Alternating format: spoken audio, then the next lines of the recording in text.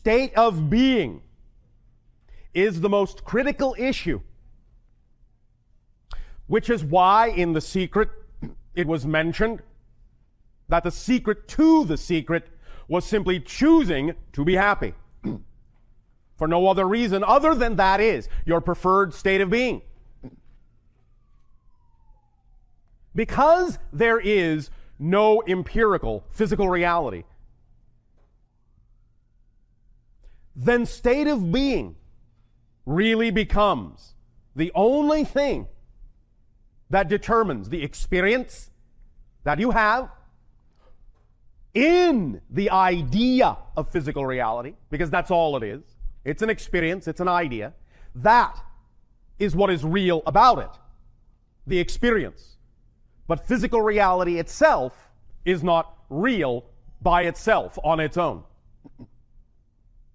As you choose the state of being that you prefer, or based on whatever beliefs you have within your physiological mind, personality, structure, as you choose beliefs that determine what your state of being will be, that, of course, is what determines how you experience this idea of yourself called physical reality.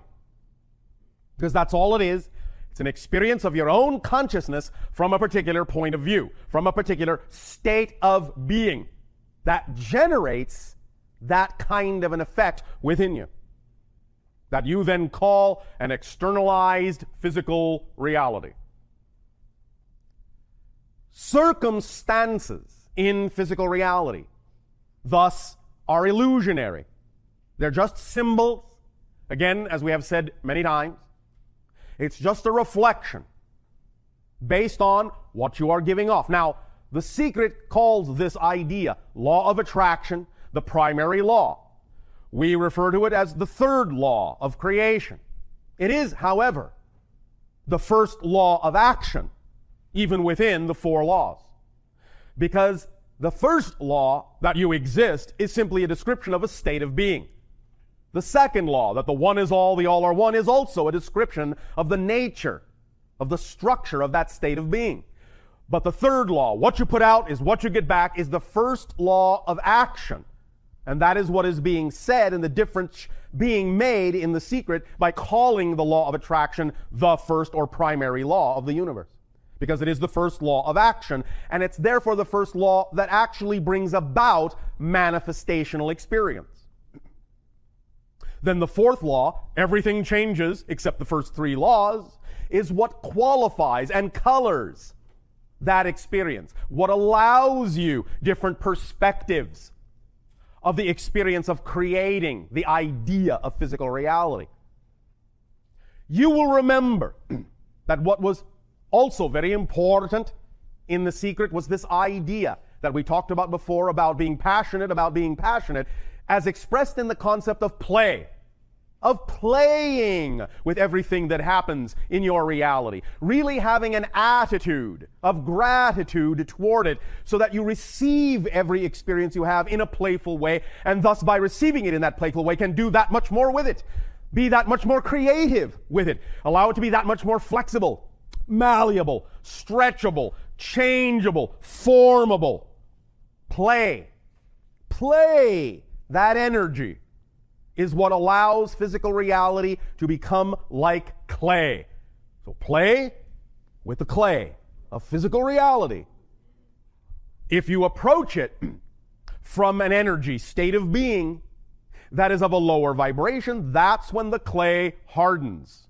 That's when it's unchanging in that state. But as soon as you start to be more playful with what's going on in your life, it softens and becomes clay-like, plastic, malleable, formable, changeable again, and gets in step with the fourth law, as you do. Change is the only constant. So in that sense, when you become more playful, you become more changeable. And as a result, your physical reality will mirror that changeability. Become easier to transform from one kind of reflection to another. Now, very important. This is where physical mind, once again, can sometimes get caught up in its own sense of control.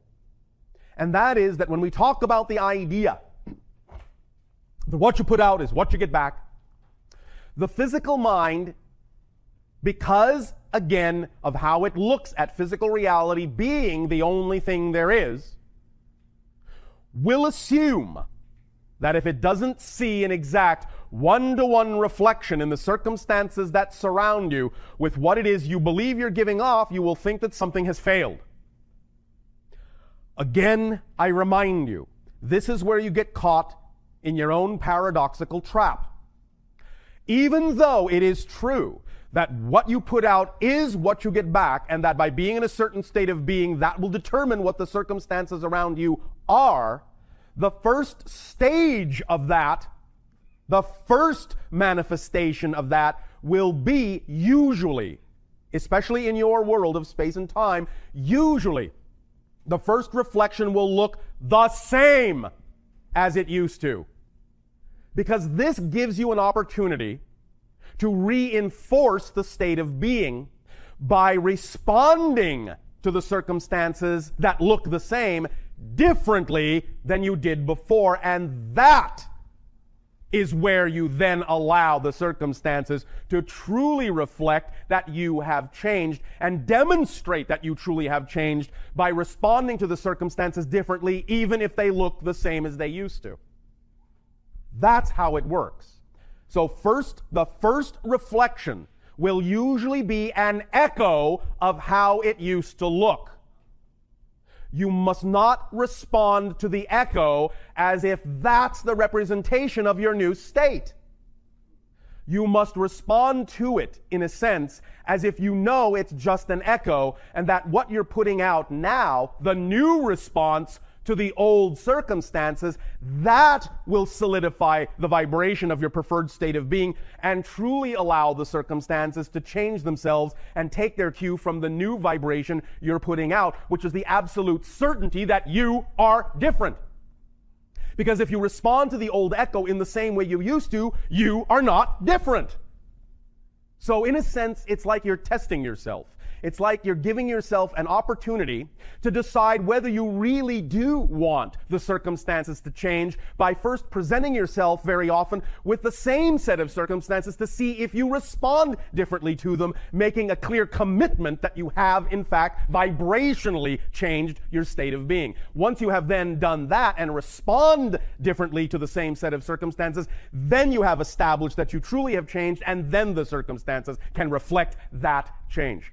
So don't be fooled by the echo into thinking you've done something wrong by labeling it in the same way you used to.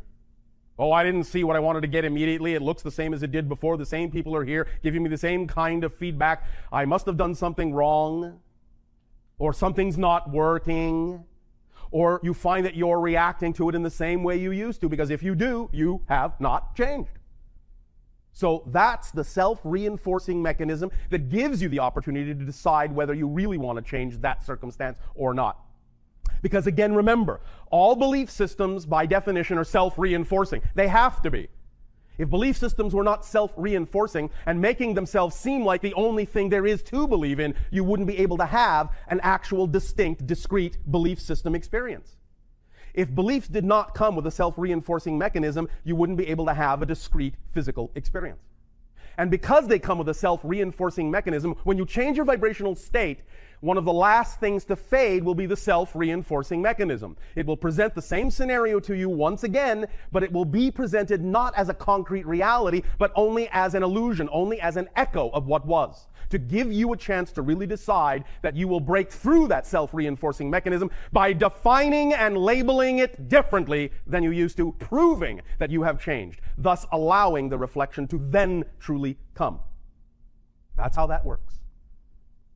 Use that mechanism to your advantage by understanding very clearly And if you wish to use this almost as a mantra, you certainly may. Again, as we discussed last night, all of these things are nothing more than permission slips that, if you decide they work for you, if you decide they resonate according to your frequency, will simply allow you to permit yourself to change in the way you prefer to. The mantra doesn't do it for you. It simply is a reflection of the belief system within you that says this is what you will allow to give you permission, to give yourself permission to change in the way you wish to. So use this as a mantra if you wish, if it works for you, knowing that you're doing it if you need it at all. And that is, again, the idea, not even so much the statement that circumstances do not determine state of being. State of being determines circumstances. Now, you can use that. However, we would also suggest something even simpler and something even stronger. And that is simply, and the mantra is this: circumstances don't matter. Only state of being matters. And again, listen to the way that this synchronistically translates in your English language. Circumstances don't matter. They do not create materialization. Only state of being matters. Only state of being materializes experience. So, the mantra is, anytime you find yourself doubting, stuck, fearful, because of what you believe the situation is, what you believe the circumstances are, you can, if you wish, use this little reminder. Circumstances don't matter. Only state of being matters. And then choose the state of being you prefer. And then redefine the circumstances from that state of being, so that you can erase the echo and allow the true reflection to then take form from your state of being. Circumstances don't matter. Only state of being matters. Now, we apologize if what we are about to do with you, to some of your physical minds, may sound, a little cultish. It isn't meant this way. It's simply meant to express to you something very important. It's one thing very often to your physical minds when you hear someone else's voice say something. It's another when your own voice says it. So, repeat out loud after me.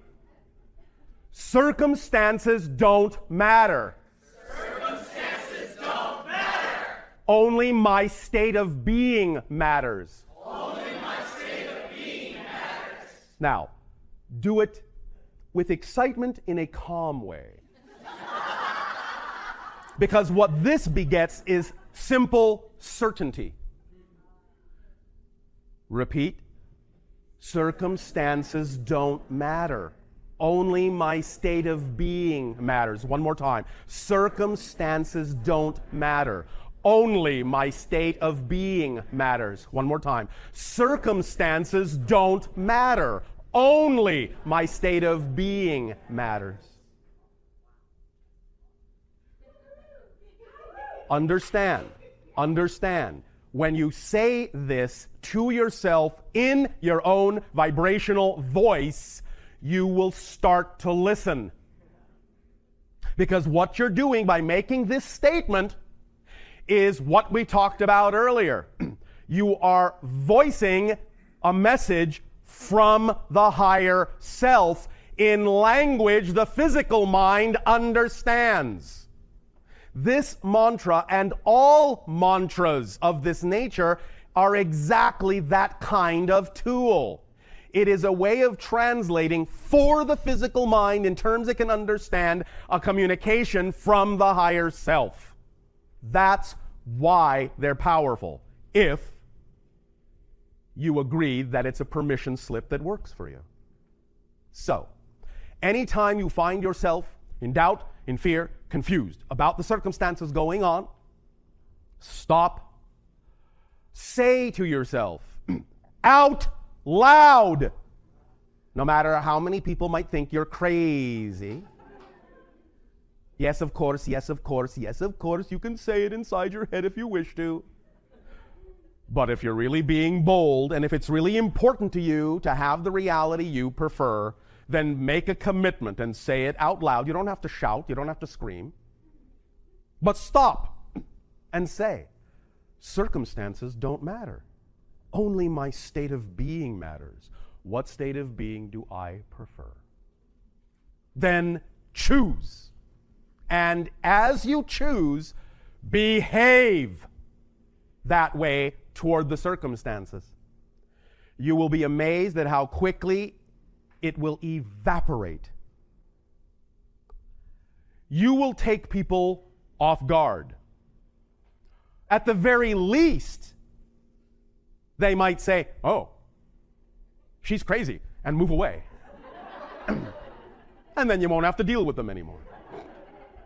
So one way or another, it will create the bubble reality of your preferred vibration and will act as an organizing principle and driving engine to move out of that bubble any vibration that is incompatible. It is one of the strongest, most centering statements you can make for yourself. Circumstances don't matter. Only my state of being matters. What state of being do I prefer? Then behave that way. That's all there is to that idea of centering. That's all there is to the idea of redefining, re-identifying yourself, and remaining on the cutting edge, the leading edge, the crest of the wave of the transformation. That's really all it takes. Now, to whatever degree your physical mind's belief system will allow you to believe that is your process to work on, if such a process is even needed. But I guarantee you, if you can truly, as you say, get into the absolute certainty of that statement, if you can truly understand that it is a true message from your higher self in physical mind terminology, and you truly pay attention to it, don't just get caught up in rote repetition until your voice becomes a droning thing you no longer hear. But when you truly say it in your own voice and truly listen to your own voice and pay attention to the vibration of your own voice saying it, you will hear the truth in it. And as soon as you really hear the truth in it, you will feel your entire physical being go, "Oh, I don't have to try so hard. It doesn't matter what the circumstances are. Only my state of being matters. Oh, oh, joy." What is this feeling? What is this feeling? Oh my gosh, it's so foreign. Joy? Unbridled, unconditional love and joy. I'm tingling. You know, I like this sensation. I think I'll create more of it.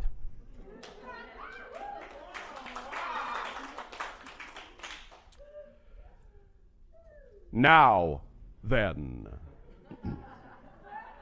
We love your paradoxical language.